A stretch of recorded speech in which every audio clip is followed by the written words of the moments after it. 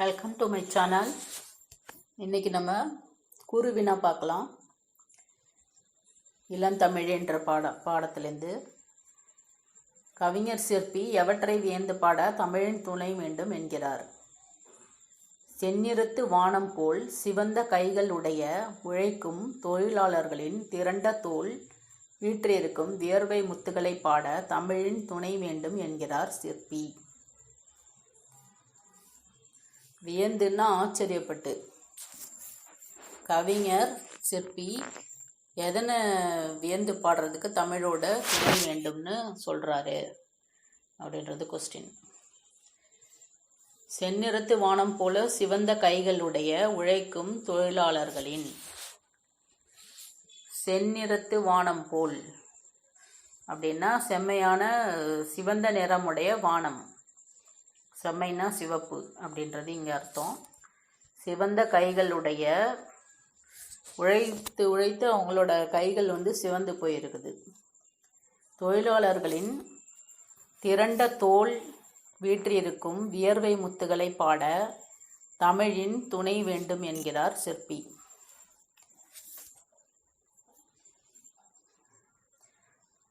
செந்நிறத்து வானம் போல சிவந்த கைகள் இருக்கும் அவங்களுக்கு. அவர்களோட தோலில் வியர்வை முத்துகள் இருக்கும். அதை பற்றி பாடுறதுக்கு தமிழோட துணை வேண்டும் அப்படின்னு சிற்பி சொல்கிறாரு. சிறுவினா. செம்பருதி மலைமேட்டில் தலையை சாய்ப்பான் செந்நிறத்து பூக்காடாம் வானமெல்லாம் தொடர் வெளிப்படுத்தும் காட்சி நயத்தை விளக்குக. செம்பருதி மலைமேட்டில் தலையை சாய்ப்பான் அப்படின்ற இந்த தொடர் இதில் அவர் என்ன சொல்லியிருக்காரு அப்படின்னு கேட்குறாங்க. கதிரவன் தன் கதிர்களை சுருக்கி கொண்டு மேற்கு நோக்கி மறைவது இயற்கை. ஆனால் கவிஞர் செம்மை மிகு சூரியன் மாலையில் மலைமுகட்டில் தன் தலை சாய்க்கிறான். கதிரவனின் கதிரொளிப்பட்டு வானமென்னும் காடெல்லாம் பூக்காடாய் மாறின என்று சிற்பி நயம்பட விளக்குகிறார். கதிரவன் கிழக்கிலேருந்து மேற்கு நோக்கி மறைகிறது இயற்கை. ஆனால் கவிஞர் செம்மைமிகு சூரியன் மாலையில் மலைமுகட்டில் தலை சாய்க்கிறான். செம்மையான சிவந்த சூரியன் சாயங்கால வேளையில் மலையில் தலை வச்சு படுத்திருக்கிறான், தலை சாய்க்கிறான் அப்படின்னு சொல்கிறாரு. கதிரவனின் கதிரொளிப்பட்டு வானமென்னும் காடெல்லாம் பூக்காடாய் மாறின. கதிரவன்னா சூரியனோட ஒளிப்பட்டு வானத்தை காடாக சொல்கிறாரு. காடாக உருவகப்படுத்தி காட்டில் இருக்கிற பூக்காடாக மாறிடுச்சு. கதிரவனோட ஒளிப்பட்டதுனால வானம் பூக்காடாய் மாறுச்சு அப்படின்னு சொல்கிறாரு. நெடுவினா.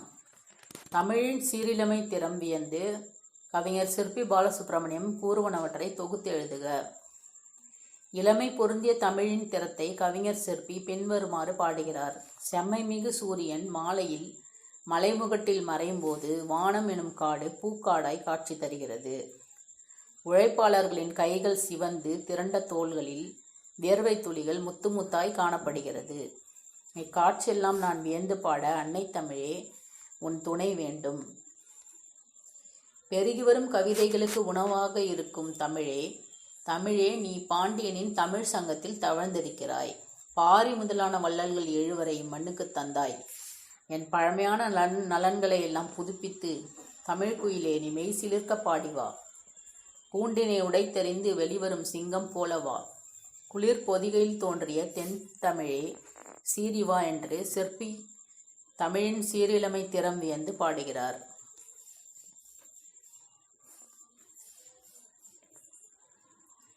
தமிழை பற்றி அவர் என்னென்னலாம் சொல்லியிருக்காரு அப்படின்னு கேட்குறாங்க. இளமை பொருந்திய தமிழின் திறத்தை கவிஞர் எப்படி சொல்கிறாருன்னா, செம்மை மிகு சூரியன் மாலையில் மலைமுகட்டில் மறையும் போது வானம் எனும் காடு பூக்காடாய் காட்சி தருகிறது. ஏற்கனவே சொன்ன மாதிரி தான். உழைப்பாளர்களின் கைகள் சிவந்து திரண்ட தோள்களில் வியர்வை துளிகள் முத்து முத்தாய் காணப்படுகிறது.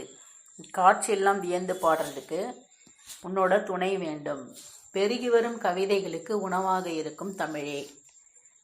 தமிழால் கவிதைகள்லாம் உருவாகுது, அழகிய கவிதைகள். தமிழே, நீ பாண்டியன் தமிழ் சங்கத்தில் தவழ்ந்திருக்கிறாய். தமிழ் சங்கத்தில் இருந்திருக்கிறாய். பாரி முதலான வள்ளல்கள் 7 வரை மண்ணுக்கு தந்தாய். பாரி, ஓரி அப்படி சொல்லுவாங்கள்ல, அந்த மாதிரி வள்ளல்கள் 7 பேரை கொடுத்துருக்க. 7 வரனா 7 பேர். என் பழமையான நலன்களை எல்லாம் புதுப்பித்து தமிழ் குயிலே நீ மெய்சிலிருக்க பாடிவா. பழமையான நலன்களெல்லாம் புதுசாக்கி நீ பாடிவா. கூண்டினை உடைத்தெறிந்து வெளிவரும் சிங்கம் போல வா. குளிர் பொதிகையில் தோன்றிய தென் தமிழே சீரிவா என்று தமிழின் சீரழமை பாடுகிறார். பொதிகை மலையில் குளிராக இருக்கிற பொதிகை மலையில் தோன்றிய தமிழே நீ சீரிவா அப்படின்னு சொல்கிறார்.